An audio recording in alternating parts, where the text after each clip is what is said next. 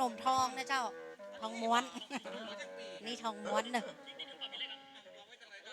เอาไว้ตั้งหน้าจังปีเนาะโอ้จังปีมันกินไม่ได้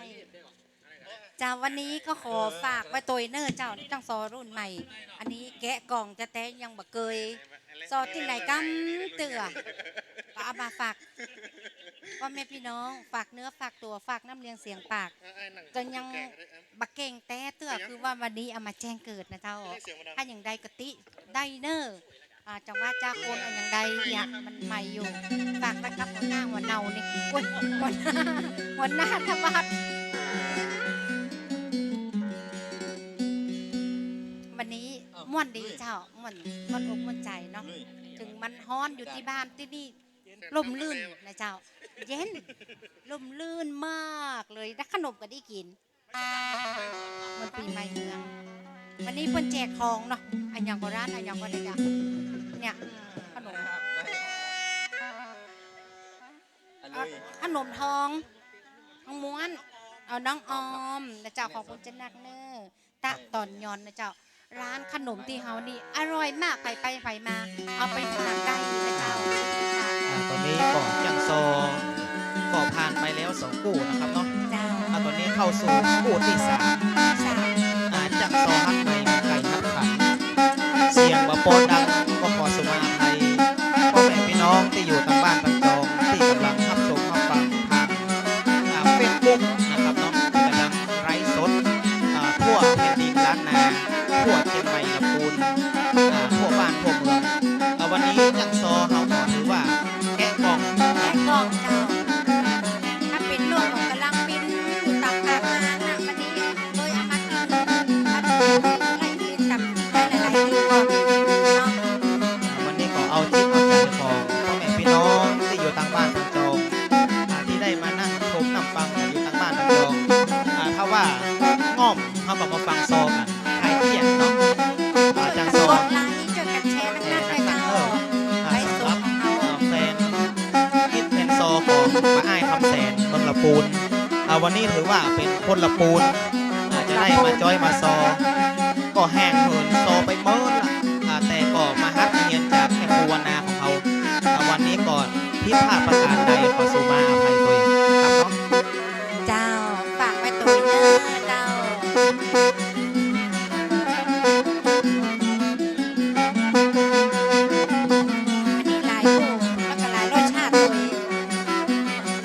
ร้อน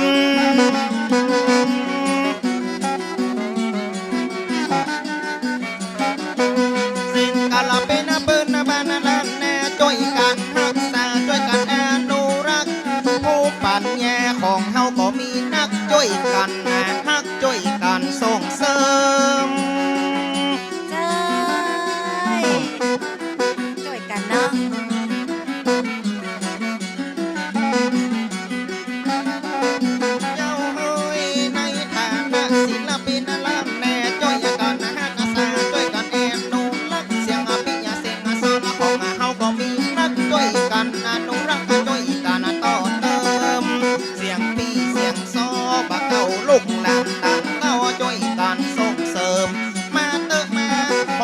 ของเดิมช่วยกันส่งเสริมมาเดียวนี้เก่งมากโอ้ยน้อยจะไปโยนหนักเลย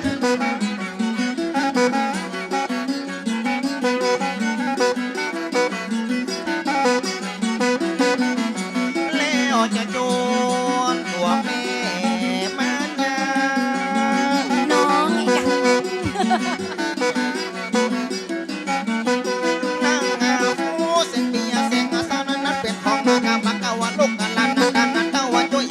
ส่งเสริมเพราะเป็นของเก่าแม่เมินจ้อยกันส่งเสริมมันก็ลูกหลานตานเต้าวันนี้บักไอ้ข้ามาแสนแม่สวเต็มใจแต่นอแต่เล่า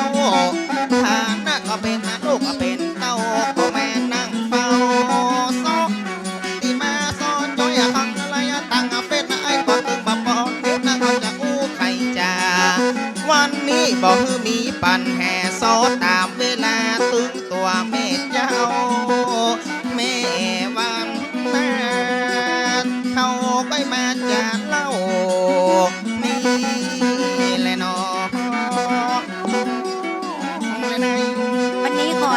ห้องห้องอีปีดีกว่าค่ะ อีปี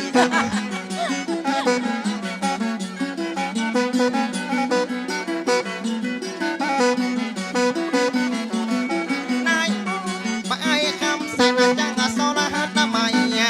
เอาใจใส่เป็นนั่นเล่นนั่นแน่นอนนำมาวันนี้ก็มาโซเอาม่วนเอางานพี่น้องวงแหวนที่อยู่ก็ต่างบ้านขอฟังโซจังโซไอ้จะพอมาห้ามนี่เลยเนาะเลยนะ มิดห้องเกินห้องบ่ว่ากันนะเจ้า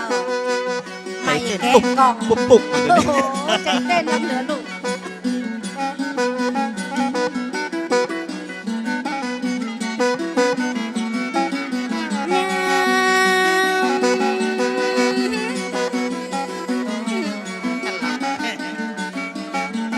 วันหน้าเวลานี้กะยามตอนถ้าเฟซไผอ่อนจนท่านกดพอ รับรองว่าหันหม้อตึงหนุ่มหล่อกับตึงสาวสวย นึกว่าสาวจี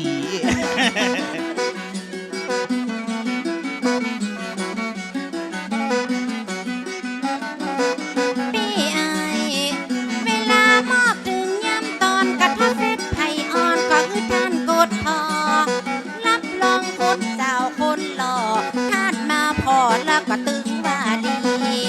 วันนี้มันก็ห้องตึงม่วน ถ้าได้ฟังรับรองบรรลุนีจ้างสอดป่าน้อยสาวจีป้ากันนี้อยู่นี่หลายเรา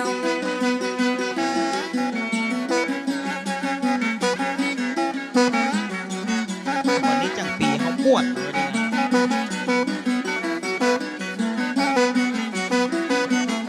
แล้วจะจวนตัวพี่มาจ้า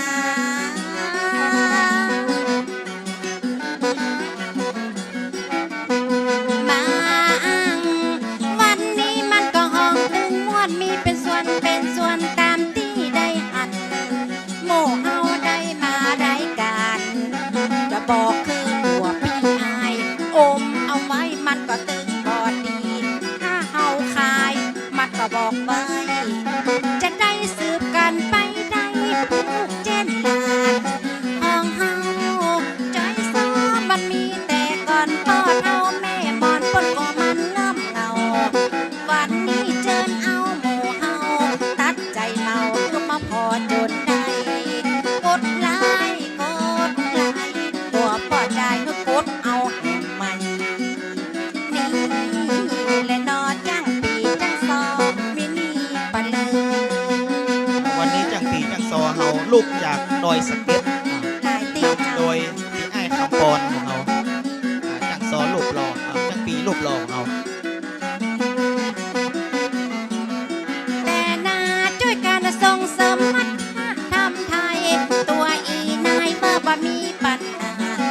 ช่วยซอเป็นพื้นบ้านล้านนาชวนกันมาพอเอาเติกเจ้า สมเปิงปวดเปิ้นว่าใส่หนวดมันจังไรเคยฟังนี่และนอจังปีจังซอลอลอล้นลอ ยังขัดเนาะนี่นะ ขัดนาแต่เจ้าคุณปรมาจารย์คุณอาจารย์ทั้งนั้นเจ้า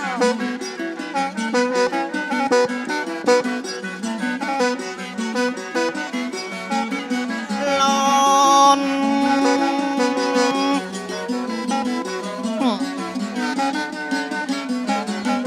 ขอสวัสดีกับพี่น้องอะตั้งอะไรกันดีกับแม่ก็ตั้งอะไรก็ที่มาตั้งเฟซจังปีจังซอวันนี้ก็ตึงเน็ตเขาก็มาไล่เฟซมาก็ห่วมกัน เจ้ากดไลค์กดแชร์ตัวนะเจ้ามันมีรายการ โอมไว้กระหายคายแล้วก็หลอดเจ้าออกมา เอามาโชว์เนาะ เจ้าเฮ้ยขอสวัสดีนะพี่น้องอะกู้คนอะพี่ได้มาโดนอะพี่มาตั้งเฟซวันนี้ก็จังอะพี่นะจังอะซอก็ตึงอะเน็ตมากันนะตึงอะเน็ตก็ตึงอะไหลกับกู้คนนะจังซอเฮาเป็นคนบ่ใครกู้เฮาก็บ่ฮู้หยังแม่อับจนนะวันนี้มาปะแม่เก็บตามนเฮาก็อับกับมาโจนทั้งม่วนทั้งงานแต่เรา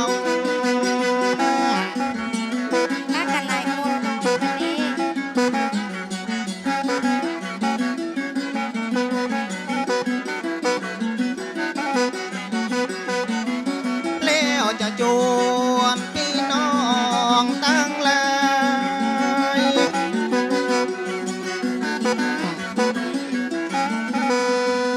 นั่ง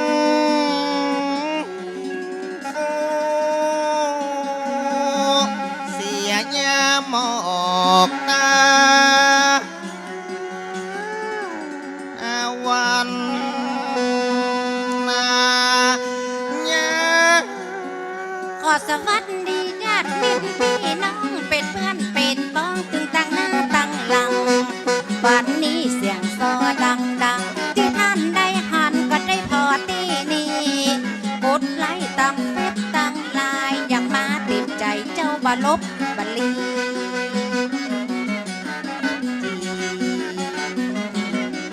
และนะ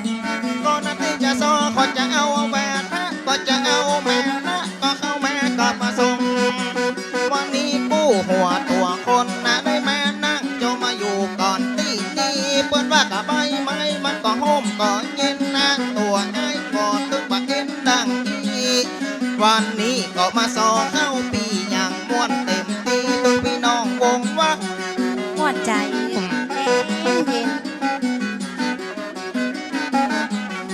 ก่อนที่จะซอขอคานแล้วว่า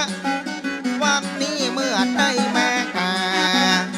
ดึงกะบ่เสียเวลาก็พี่น้องสันทาตกเหนื่อยออกได้ยังก็ไม่อยากะละโบนะแป้นั่นก็พะเยาวันนี้ป้าก่อนแม่นั่งกันนี่เราจีอะไรน้อง มันเป็นหน้าบุญของเฮาแต่เล่าตึงหนุ่มตึงเท่าที่เปิ้นได้ปันยุคนี้สับบัดได้ไปงานหนูปั้นตึงวันละอีแม่มันงอมแล้วตึงละปะจ้างยังใดอยู่ที่ไหนคือตึงหาละอ่อนเพราะว่าละอีแม่มันงอมโดยไปนั่งยอมหลักนายงาน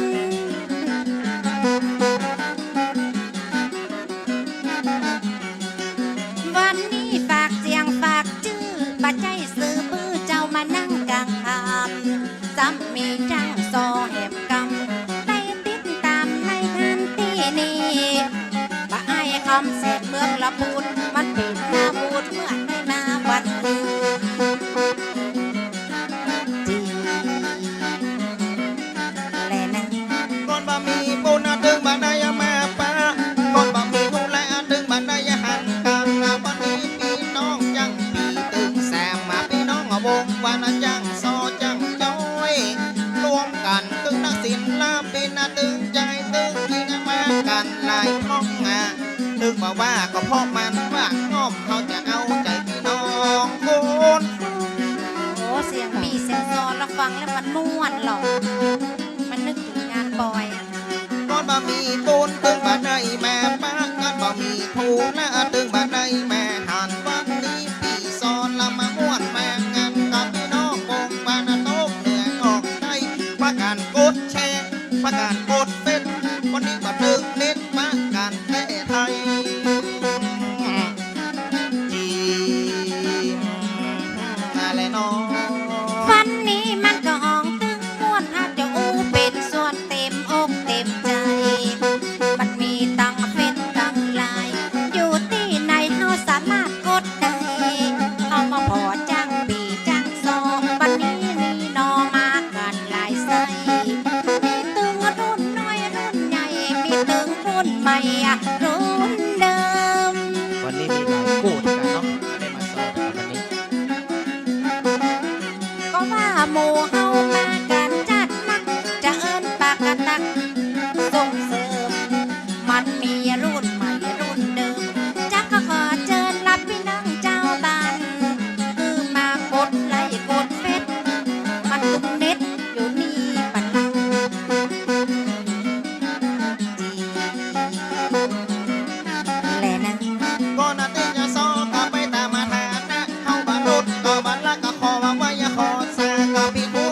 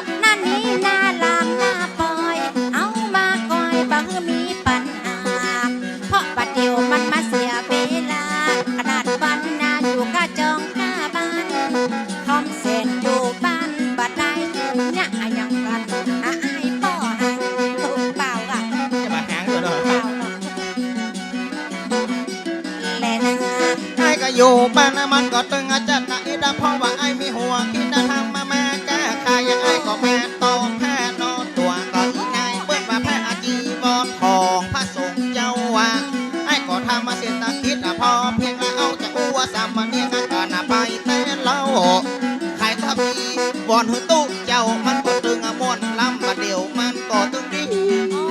มันมีโรงงานนี่เจ้าเนาะโอ้เด็กแม่ไปสมัครเป็นโรงงานต้องทำงานโร จะ ง ข งา อน ฝากพี่ก็จะขอฝากน้องผมก็ตึงอาจารย์ก็มาแต่ดีลีพอก็สมัครก็มาสบนเวทีเขาก็ใจดีเปิ้นน่ะเอามาฮือเขาก็ตึงเต็มคงเขาก็ตึงเต็มใจน่ะตึงบัดลบไปไหนเปิ้นบ่ได้ซื้ออีหรอกมาซอกับวันนี้เขาบ่ได้ซื้อหรอกวันนี้นะ เป็นหน้าบ่าอายมีโรงงานที่มันจังมีลูกจ้างอยู่หันห้องบอกวันนี้บ่าอายล้นมาซอเต็มใจแต่นอจะขอสมัครไปยะการในบ้านในจองเสื้อผ้าเอาไปมักให้หรอวันนี้จะไปขอสมัครจะไปมักอย่างอ่ะก็เอา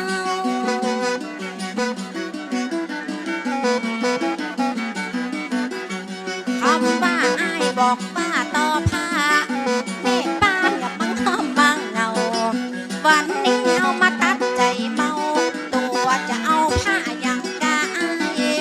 เป็นว่าผ้าสิ้นผ้าตอคือหมูจักซอแม่นก็ปีให้ผ้าสิ้นเนี่ยกาตอ ไม่ใช่ผ้าสิ้นหร โอ้ อก ไม่ใช่ผ้าสิ้น ไอ้ก็ต่อผ้า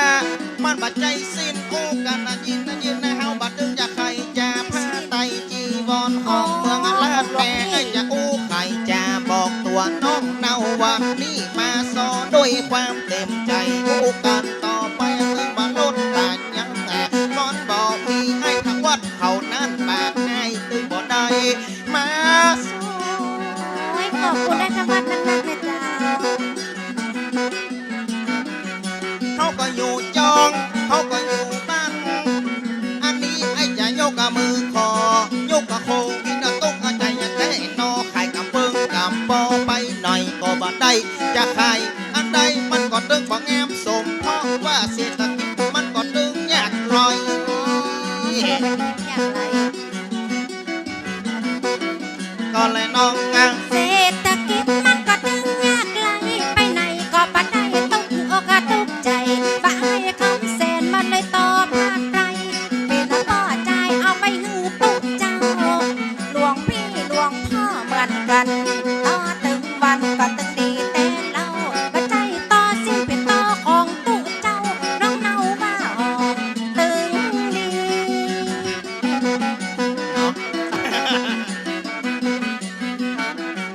ถ้าวัดใดดูใดหลวงพี่มาที่นี่มาสมศักดิ์ศรีของปู่เจ้าอันนี้บางของตึงดีเขาจะเอาสีอย่างใดก่อนใดจะเอาสีส้มสีแดงสีกั๊กหรือว่าใบไม้กับใบไม้ใบไม้ที่รักปวดหูแหละและนะ จะอู้กันต่อผ้าไอ้ก็ซ้ำมามีน่าจะอู้ว่ากันนะจัดเข้ามาเข้าว่าปันแทไอ้จะนั่งแล้วก็โทษเพื่ออีพี่วันแน่เขาไปอู้ป่วยจากกันไปเต้ว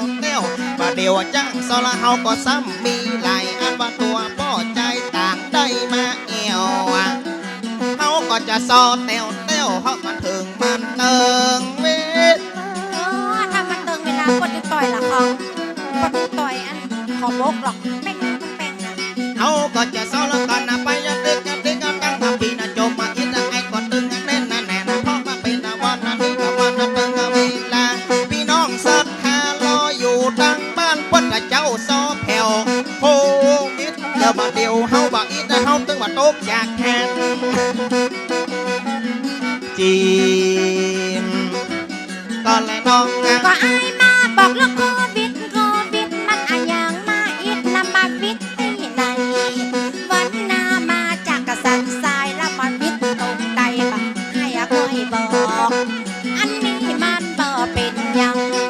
จิตใจมาคืดทอกมันวิดอันใดเมื่อบ่อายก็ให้บอกก็อายคืดทอกเอาเลย วิทย์นี่มันวิทย์ มันวิสตัง เอาพิสตังบอกก็อยู่บาดได้อยู่บาดดอกอายมาบอกบาดได้เฉยเฉยอย่างนี้ข้าว่ามันเกยข้าก็ลวดเลยเงินซ้ำบ่มีการงานเฮาซ้ำก็บ่มีเงินก็บ่มีมาตุกใจแต่เรามันอยากได้ลำดอกโควิดแลเนาะ เพิ่นว่ากับโควิดนะมันก็เป็นนะโควิดนะมันก็ห้องอะตึงอะอินมันมักกะปอดนะมักไทยวันนี้มันก็จะสนใจกับพี่น้องวงใหญ่เปิ้นพวกกันตึงบ้านนะเปิ้นก็ตึงอะปิดนะตักนะเปิ้นก็ตึงอะปิดนะดังนะตัวง่ายแม่ฟังนี้ก็ซ้ำให้ไอ้ก็จะจ่าแถมไม่กลัวว่ามันจะให้จังปีจังซอก โอ้นะ จังปีก็ปิดมาดอย ก็ปิดก็ไม่ได้ด่ะเอาจะปิดก็ไม่เหมาะด่ะ เปิ้นก็ตึงอะกลัวทั่วจองอะทั่วมันไอ้นั้นก็จะยกกับมือขอเปิ้นว่าเฮาว่ากลัวนักแล้วมันก็ตึงกำปอเฮาก็จะขอดังนั้นรักษาความอนามัยไว้ในตัวไอ้ก็ตึงบ่กลัวว่ามันจะเป็นนะ ต้องมัน จีมก็ละน้องอะ เพราะว่าโลกนี้กาโควิดมันก็มาอีกในหัวอกหัวใจกลัวล้ำมันก็จ้างตายอายล้ำมันก็จ้างเต้าอันนี้ก็จะบอกเหมือนกันคือระวังตึกตึงแก่ตึงเฮากลัวล้ำกลัวตายกลัวเต้าอันนี้มันอ่องตึงมี เขาต้องฟังข่าวเนาะตอนนี้ก็ยังแพร่ห้องละเนาะ จับบางคนกุดไปนักจะเอินปากตั้งว่างานก็บ่มีกุดไปแล้วกุดอย่างใดก็บ่ดีขันตายเป็นผีละจองละบันจับบางคนมันมาตายโหดคอเพราะบังเอิญบ่พอที่จะมาใจนั้น จี มีเนาะและนะ พ่อก็มานักอกพ่อก็มานักแต่เงินมันก็มาเป้บ่มีซื้อกินงานตึงถ้ามาแว่ก็ตึงใจตึงยิงบอกมีเงินซื้อกินจำจองตามบ้านไอ้ก็จะอู้ไม่วันแน่แถมจำวันว่ารัฐบาลวันก็ตึงช่วยกำเอาเงินทองอันนี้มาช่วยอ้างวันว่าเงินแห่บ้านช่วยการช่วยงาน อ๋อในป้องเยียวยาหรอก อย่าเนาะ ยังดีหลบได้สักบาทหลบเนาะ แต่ว่าความจริงเนาะพี่น้องเจ้าบ้านพอเราลองเอาฟังนะเฮาจะไปกลัวอย่างก่อนนะว่ากลัวนักละมันนะจุดแต่มันนะจังนะมันก็จังก็เป็นแม่นนะมันนักน้องคอนเฮาว่ากึดลำมันก็จังเจ็บหัวไอ้จะมาไข้หัวโดนปอเจ็บตอง โอ้ปักให้หัวจะเปิดมาได้ เพราะว่าใช่ไข้หัวคือมันสดชื่นไงแม่และน้องอ่ะ ก็เฮาวันนี้แล้วก็คืดไปนัก มันอาจจะคัดในหัวอกหัวใจเป็นจังมันเตอะที่เขานั้นตาย ถ้าว่าติดไปแล้วมันก็ตึงตายแน่เพราะฉะนั้นเอาจะต้องระวังอาจจะเล่าใครปาดตึงป้าตึงแม่ช่วยกันป้องกันแต่บ่มันเผยแผ่ตั้งใด เขาต้องมีสติเนาะ ก็คงยังอีกวันห้องว่าโลกหากวดจะไปด่ามันเสียใจ ถ้ามันมาแล้วเอามาจ้างเนี่ยอันใดไปเช็คตัวต้องให้เลิกตัวพี่ไอายโควิดเอาซ้ำบัดได้หันตัวขาวตัวดำยังบ่เคยหันไป มันมาอย่างตัวยังได้ยังบอกโอ้แต่อันตราย โรคโควิดนะมันก็ตึงอะกลัวแต่ก็ตึงป้อก็ตึงอะแม่เปิ้นไม่อู้จากใครต้องมีสติเนื้อตัวอีนายจะไปขึ้นนักลำไปมันจังลำบากตัวเฮาต้องรักษาตัวจะไปมือหมองมัวก็เป็นเด็ดเป็นขาดก่อนว่ากินมันก็ยังอยู่ปากกันว่ามันไข่ยากมันก็คือต้องเนาะ เนาะมากินกับปากไม่ยากมันก็ใจเนาะแต่ตั้งในต้องหลัดโบบาเนาะ เปิ้นว่ากับคนนะเฮานะมันก็มีหลายผู้เฮาจะตึงก็บางผู้เรื่องอับมาเรื่องจนของเฮาละมีผู้คนนะความจนมันต้องมีดังนั้นก้อยขึ้นนะเอาเด้อไปเก็บไว้ในใจอดทนต่อไปมันต้องดีเจนล มาเมินคนนี้ละเนาะ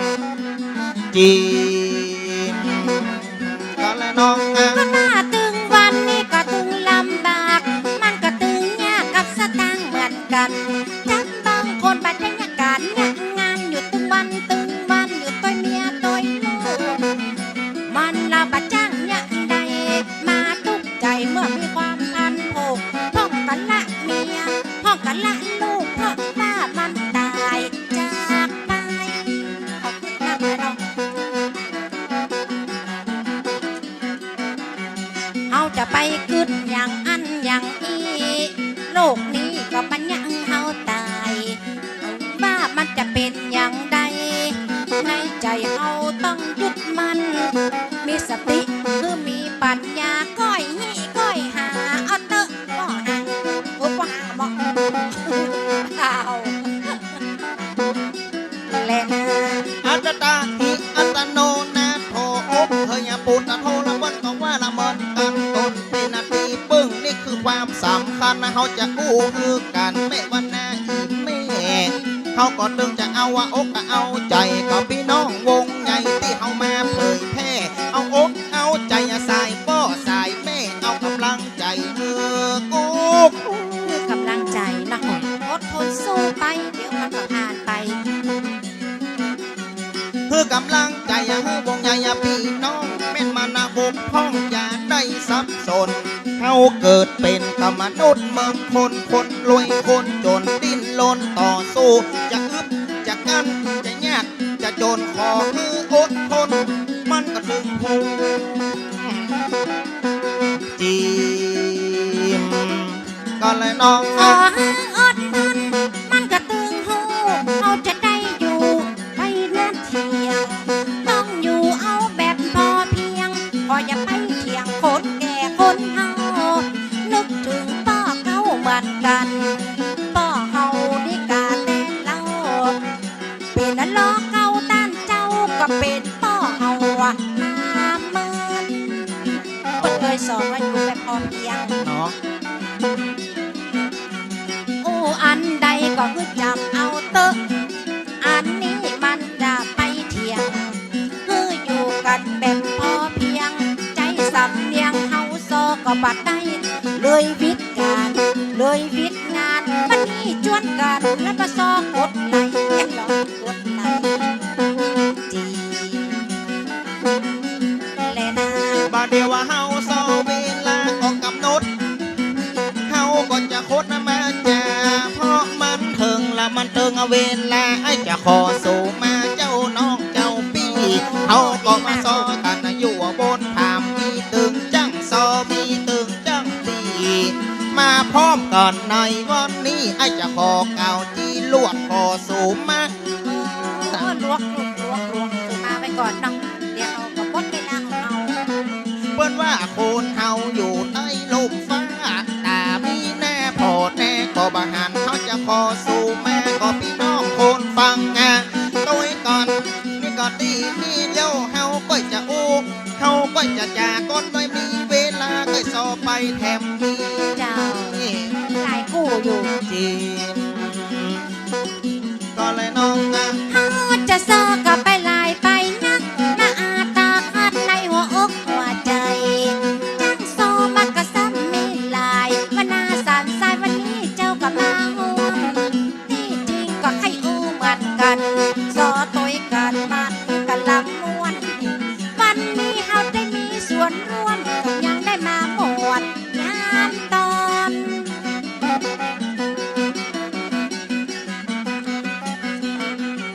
แถมสักกรรมก็จะเจอคู่ใหม่ เอาใจใส่อาจจะไปสัมพรเวลาตอนนี้เป็นเวลายามตอนว่าใจเจ้ามอนเจ้ามานั่งอู้ถ้าโซบอกม่วนถ้าโซบอกงานจะไปรับตาเจ้าเนื้อท่านผู้รู้ สา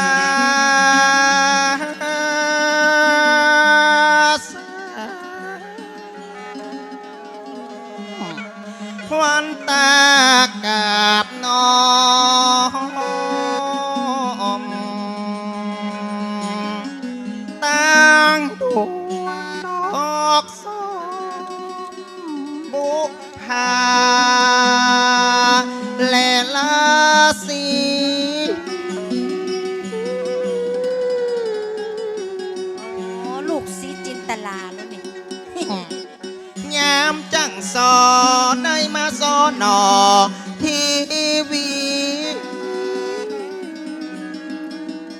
เสียงไอ้บอกบอดี มาเข้าปีกลางปีก็เสียงเล่นนะลูกวันนี้เฮามาห่วมจักเต็มจักพี่น้อยเดี๋ยวจะขอขอจ้อยไปตามเว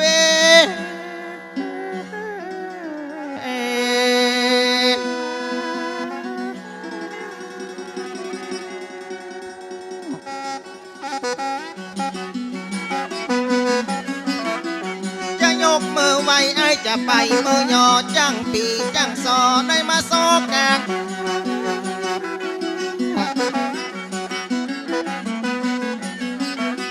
เปิ้นว่าก็มีซอมันก็อยู่ระหว่างนะคะมาไอ้กอดดึงใจยันนั่งไอ้กอดดึงใจบานศิลปินปืนบ้านล้านแม่เฮามาช่วยฮักษาของเก่าโบราณ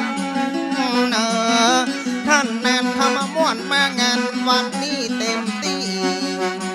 ที่เจ้าถึง6 โมงมาแรงไปเนอะเฮามาต้วยกันฟังเสียงปีเสียงซอเต็มใจแต่นอเฮามาซอเข้าปีถึงเวลาของหมู่เฮากูนี้จำเป็นได้ลาก็พี่น้องตึงหมู่จะขอฝากเสียงซอเหมือนกันกับไอ้คำเสนาบาทแล้วตึงปัญญาบัดเดียวมันถึงมันก็ตึงเวลาควายก็ควายมาเงี้ยวเงี้ย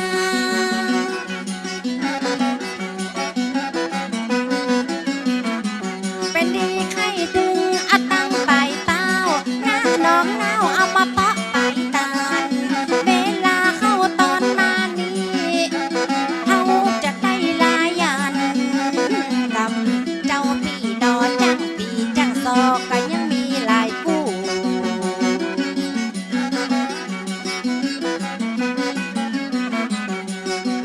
10 นิ้วข้าเจ้าวันนา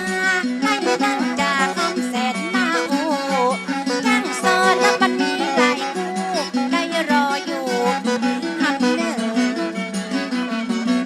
กานายน้องวันนาซอประมวลตัดใน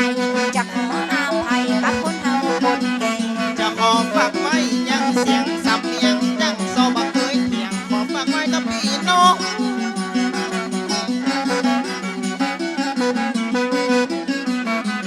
บักเกือเฮาโซขาดตกบกพ้องเอาใจพี่น้องคนฟังตั้งไกลยังไม่ยังเสนาพลแผ่วกับพันเจ้าคนก็เป็นเฮาตึงยิงตึงใจแน่เจ้าแม่นายพี่น้องยิงใจปากกันแม่ทั้งพอง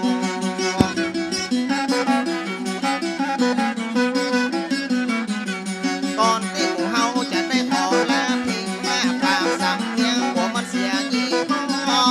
เสียงซอปากกันเป็นล่อเปิ้งใจกับพ่อก็ขอได้แม่บอก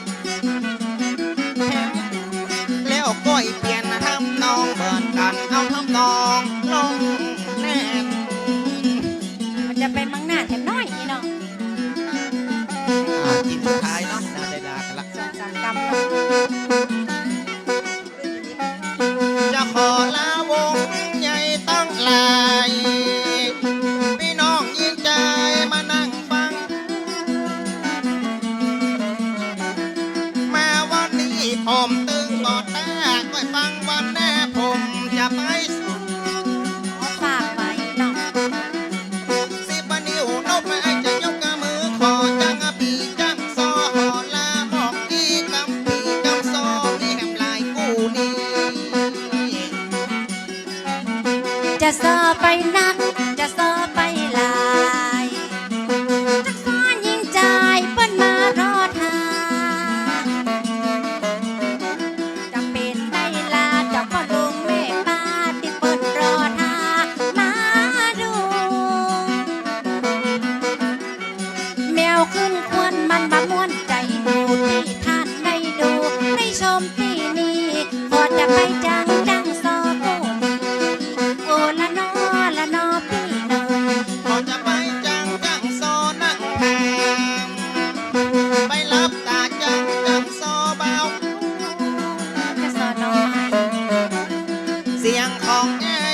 มันก็ปอป้อยขอก่อนเรียบร้อยพี่น้องวงวันนี้เอาซอหมดงานตุยกันวันแน่แถมกันจะแม่ซอจะขออำลาสายพี่สายน้อง บัดนี้ก็บัดบางปงก็เล่าเอาลมอย่าสักเล็กสักน้อยนาฬิกาเสียงดังต้อยต้อยมาคือผู้ห้อยบ้านนาเอาไว้วันหน้าเอาไว้วันตาบทนี้จะลาก็ตัวท่านเจ้าขอบคุณที่เปิ้นมาแต่เจ้าโอเลนอเลนอยอบยาโอเลนอเลนอยอบยาขอบคุณเจ้า เนาะวันนี้เราก็มาโซกัน เอาม่วนผิดพลาดประการใดจังปีจังซอขอ ฟังคล้ายเต๋อ สุมา ฟังคล้ายเต๋ออย่างก็น้องวันนาห้องน้องอีเนาะพระเจ้าเป็นแม่ครู แม่ครูเท่าไป นะครับ โอ้ลีลาน้ำเสียงของจังซอน้องใหม่